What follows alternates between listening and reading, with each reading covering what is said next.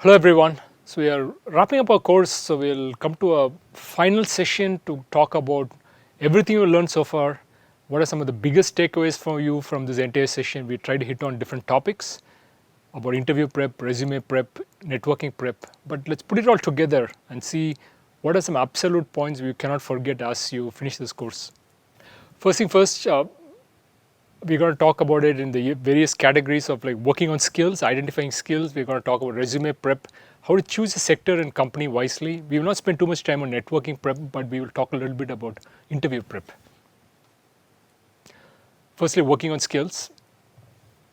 Biggest takeaway from the conversation about skills is three big types of skills: technical, business, people.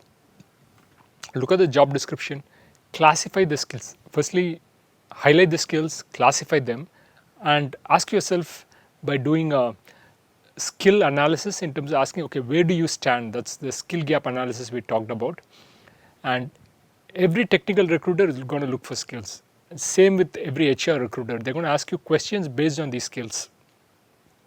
The questions you face in the interview process is also going to be based on skills. How the resumes are shortlisted is also based on skills. So you can see the skills is what defines the entire gamut of the interview process. Applicant tracking systems will also either select you or reject you based on skills and skill matches in terms of is your resume a good fit for the skills as identified in the job description. So if you identify skills, I think there's a 80%, 90% chance that you will go to the next phase. And the more time you spend in terms of identifying skills and making sure there's no skill gap, the more progress you will make in the interview process. So we talked about this, right? Skill gap analysis, very important. Ideally, a BE BTech student should be doing this at the end of the second year or the early third year, because it requires around 2 years for you to actually work on skills. It's not something which is going to happen overnight. It's not something which will happen in 6 months or even 1 year, right? You have to work on it well in advance. If you are a master's student doing an ME or MTech program, ideally, or a MS program, you should be right in your first year. As soon as you begin the program, you should be working on skills, all the things we talk about. It requires time to build skill sets. So always come forward with a list of like your top target companies, right? These are things you have to work backwards from. Once you identify target companies, then you can get into skill identification, skill gap analysis, and so on. So identify a top sector, identify your top companies, and these things will always help you throughout your life. Review your skill every year. So even if you enter the workforce, it's still good to ask yourself, okay, have I made progress with respect to the map I created last year? What progress have I made? What progress have I not made? What else should I be doing differently? So if you're asking these questions, you will have an absolutely stellar career. Your career will grow leaps and bounds because you're always interested in learning, you're interested in skills, and that's a very good way to phrase a conversation. Suppose your manager asks you, hey, what are you working on? If you can pinpoint the skills you're good in and pinpoint the skills you're not good in, and then have a conversation about what the gaps are, managers will absolutely love it. Very few people have this sort of conversations, but if you can drive conversations in the right way, that'll help you in your career. So do this throughout your life. That's the key learning. So we talked a little bit about how to upskill. It's not necessarily, if you're a college student, that you have to do it only by taking class courses. You can do other things. You can volunteer, you can intern. But remember that when you intern, that you're getting paid for doing your job. So if you're making a difference, fantastic.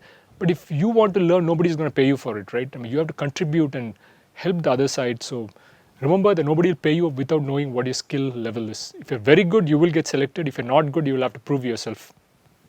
There are a lot of courses available on Udemy, Coursera, and so on. So check it up. Even YouTube has a bunch of free courses. So I would say that you don't need to necessarily pay to gain more skills. There's just so many options available. For a recruiter, they don't care whether you did it, you gain skills through an online course, an NPTEL course, whether you did it through a traditional coursework, you pick it up on YouTube. They really don't care. All they care is, can you share your knowledge with them, and do you understand the topic, right? That's all they care about. Entrepreneurship, freelancing is a very good way to gain skills. There are websites like Fiverr, Fiverr, and that's a great place where students can sometimes volunteer and gain skills. And again, if you are doing open source projects, that's again something a place where you can gain skills as a software engineer if you want to enter that space. So target startups, and sometimes these places could be a good way for you to begin your career. You You can write to CEOs and sometimes ask for great jobs, right? And you never know what sort of jobs you get. I've had students attend my course and again talk to very senior people in industries, and they've had very good success. So we touched on that in networking prep. Maybe you want to watch that set of videos. Write to leaders, but don't necessarily ask for a job. But sometimes you may also want to tell them that, hey, I have a unique perspective I want to share with you. I want to help solve your problems. And believe me, a lot of leaders take those sort of notes very seriously. So do research, identify customer pain points, and offer solutions. And this should happen before you ask for a job. So sometimes, even if you are not part of the campus recruiting process, but you want to network with people, this is the tips, right? You want to actually troubleshoot problems for the customer. And if the customer feels that you are the right person to troubleshoot, they will definitely come forward and employ you. But you have to sell yourself first. So if you can make like a cover letter, talk about some of the problems you're going to solve and what skills you bring to the table. And if you've done some pre-work, you can customize these notes, talk about specific business problems that you can fix. That would be absolutely fantastic. Again, we talked about the fact that you could work on Upwork, Freelancer, Fiverr, and get some initial burst of experiences that will help you build skills. Okay, resume prep. So we talked a little bit reviewing what we've done so far. We learned to read job descriptions, classify skills, optimize resumes, a bunch of careerbolt.app videos on my YouTube channel. We did a bunch of workshops across IITs. You may want to check it up if you're interested. Also across other engineering colleges from Chennai and other places. So you may want to check those up. Try to understand always about what the recruiter wants during the interview process. It's always very easy to get in saying that, okay, I have all these fantastic skills I am bringing forward to the table, and then hope that somebody selects you. But that process will never work.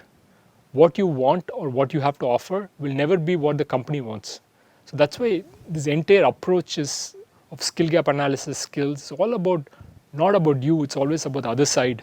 What is it they want? Remember on a very early slide we talked about where you are the salesman selling yourself to the client who's a recruiter. It's never about what you bring to the table. It's always about what they want and how you can troubleshoot and solve their problems. So always have that selling perspective. So selling is one of the most important skills you learn in your life. And the more you can begin to sell yourself during an interview search process and a job search process, the better it's going to be, because every interview you're only going to get better with time, right? You're going to be a better person writing your resume. You will have more skills to share, more work experience to share. Your interviews are also going to be better because as you keep prepping and answering more interviews, yes, you will speak better, you will communicate better. So begin to sell yourself from day one, and over maybe hundreds of interviews, hundreds of talking to companies, you will get better and better. So have that selling attitude. That's the number one takeaway from that conversation. Have online certifications. I think these things help a lot. You don't need to pay for these online certifications. A lot of them are free. A lot of content is available online. So pick it up, try to upskill, try to always think about what is it you can learn, what is it you can contribute. And with that mindset, you will be able to make a very strong impact. We talked about Parag Agarwal in one of our earlier sessions. We talked about the fact that even after becoming the CEO of Twitter, this person was also involved in hackathons, was involved in learning new courses. This person had a PhD from one of the top universities in the world, but still, you always want to learn, upskill, participate, compete, benchmark. That's the only way you're going to get better in your life. Resumes. Recruiters are only looking for, they will spend maybe 5 to 7 seconds looking at a resume, and what they're looking for is, does this person match the skills as expected in the job description? And it's elimination round, right? They will not give it a second shot. So they're reading like thousands of resumes. Much of it is filtered by the ATS, the tracking systems. So whatever is sent to the hiring manager or the recruiter, they're going to look at it and make quick decisions on should I take this forward or not. So try to impress the recruiter. If you have additional stuff, if you have a lot of stuff written on your resume, try not have all of the stuff in one single page. Try to move it to LinkedIn. I think that's important. Spend time on optimizing your LinkedIn profile. Make sure that you optimize the URL of your LinkedIn profile. Make sure that the content is written in the same star format. Use bullet points. Begin with action verb. We talked about how to use action verbs in one of our earlier sessions. So use that and use metrics to talk about the impact you created. So it does not matter whether it's your resume. It does not matter whether it's LinkedIn. Ultimately, you should be a person who can achieve a lot of results in the workplace. And you have to show proof of it by giving numbers, percentages, talking about cost savings, efficiency improvement, productivity improvement, you have to put some numbers to talk about yourself. Try not to have a bullet point without metrics. So if you write something, for example, you design software engineering code and do not talk about metrics, then maybe you should not put the bullet point, right? So make sure there is always a metric to highlight what work you have done. And this will help you throughout your life. For example, if you do your MBA degree, PhD degree, you'll get very comfortable with using metrics to talk about yourself, and that's a skill which is very valued in the workplace, using data to make decisions. Get feedback on your resume. If you're doing interviews, get feedback. So I would strongly recommend that you talk to your friends, have maybe a mentor, coach, maybe your parents, friends if you cannot find anyone, but practice, right? So ask someone to give you critical feedback on your resume.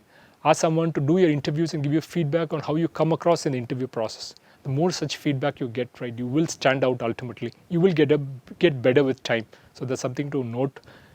You may not begin great, but over time you'll get better, and then you will meet whichever expectations the companies have. We talked about choosing a company and sector, right? So we talked about identifying maybe 2 sectors very early on in your life in terms of what is it you want to focus on, and then identify that one favorite sector where you absolutely want to make an impact. So you should be very comfortable with all this data about who are the big companies, who are the competitors, what is the economic landscape, what is changing, what's changing in the global macroeconomic scenario, what's changing in the country level macroeconomic scenario. You should be very comfortable talking about this information. Read newspaper articles, read online media.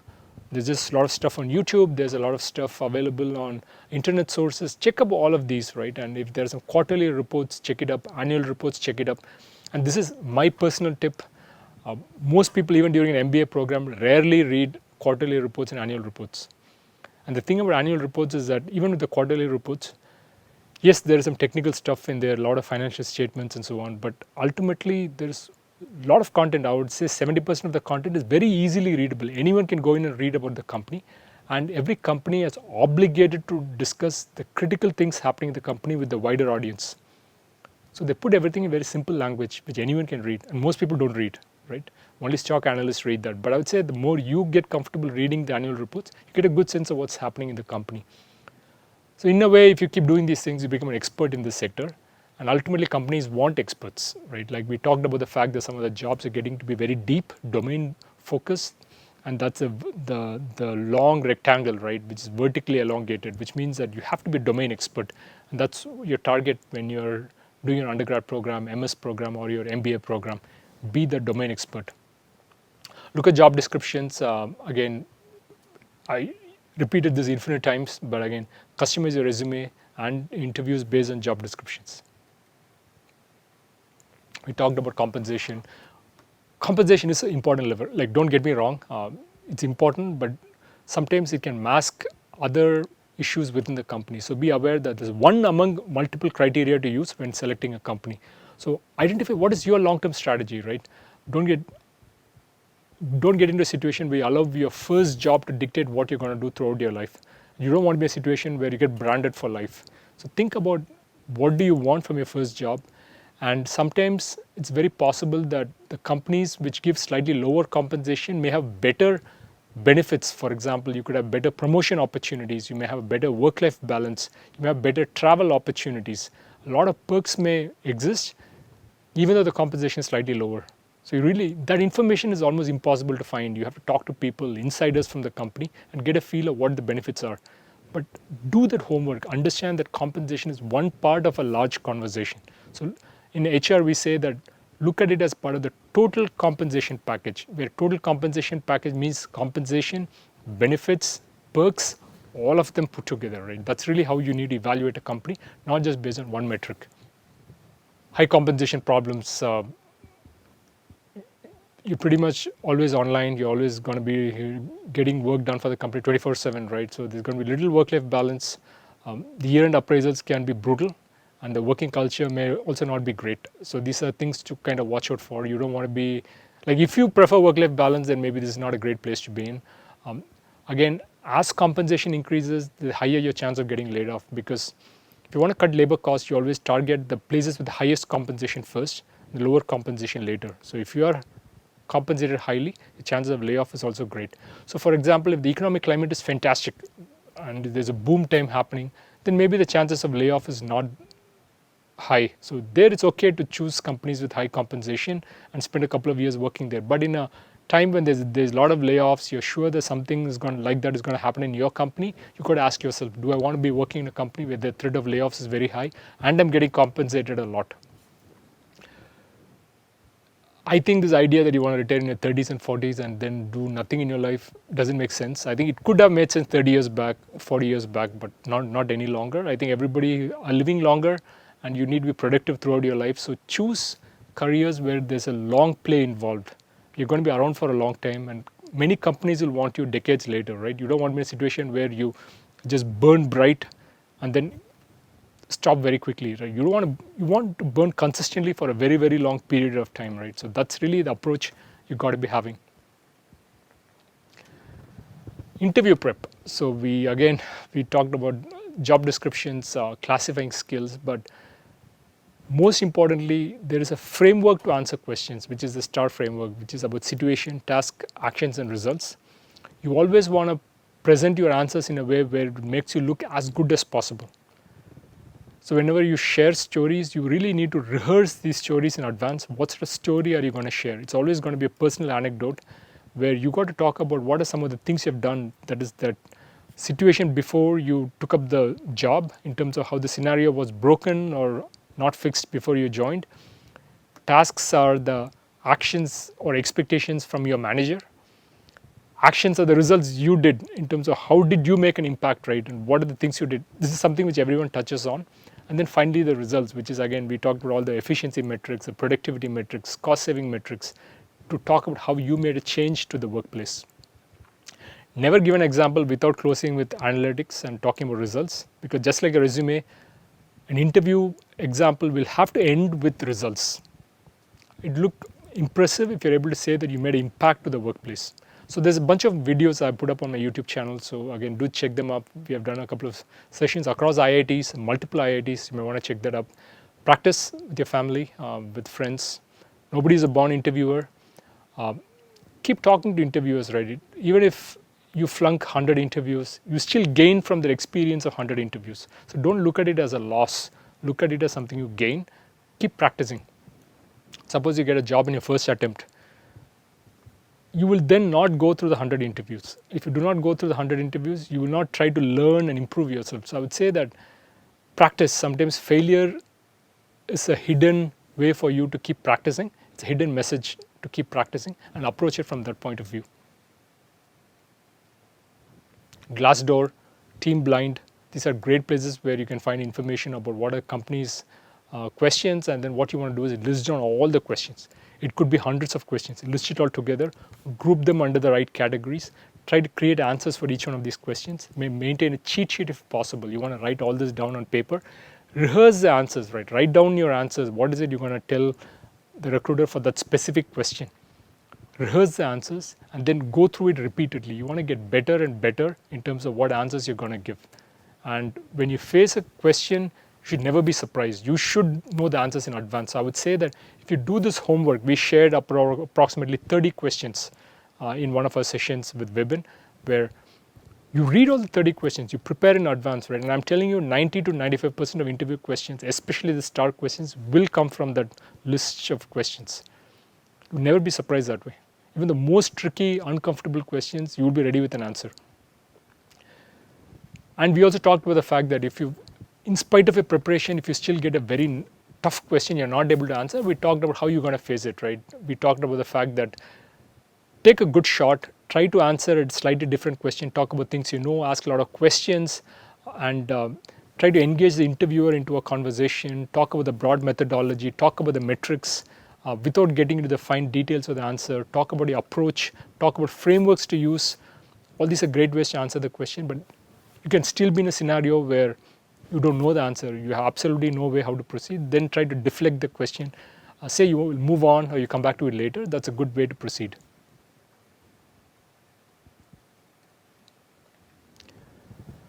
So identifying technical business questions is important, because the technical questions is something which you will have to, as a example, if you're doing campus interviews, you learn that in the classroom, right? There's no getting around it.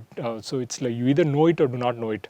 It's not something you pick up over time. So identify those technical questions and do prep for it, because most companies cannot give you leeway when it comes to technical questions. If you don't answer technical questions, you're out.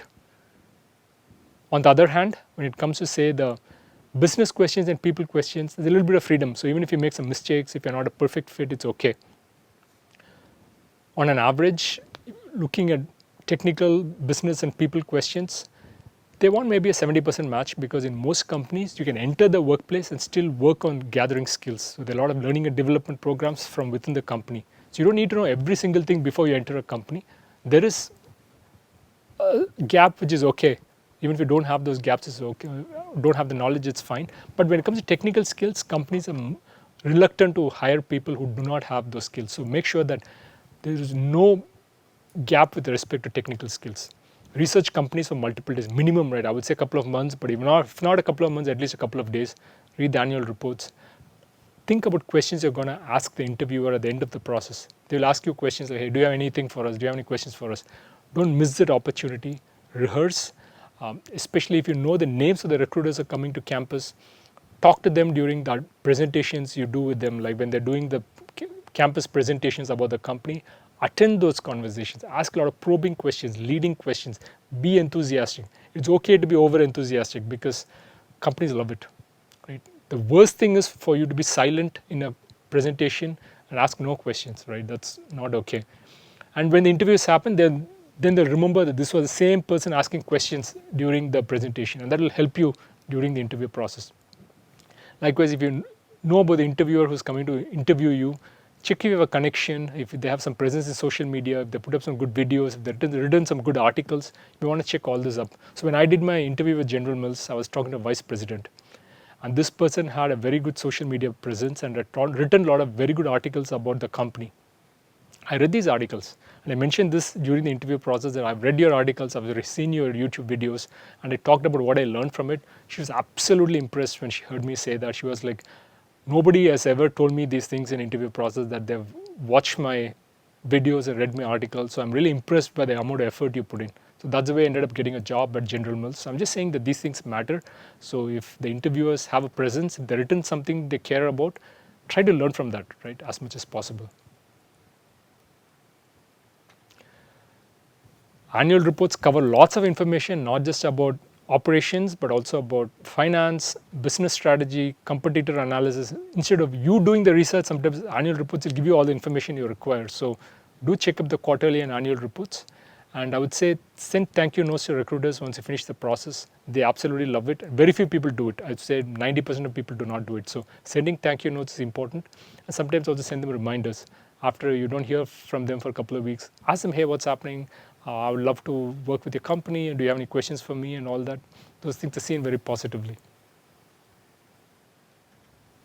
Okay, folks, so if you want to get in touch with us, so this is my LinkedIn profile. So both Vinod and myself and Vibin is available on LinkedIn. So reach out to us, get connected with us. We publish a lot of newsletters on our channel. So for example, my LinkedIn profile has a newsletter linked to it, so you may want to check it up.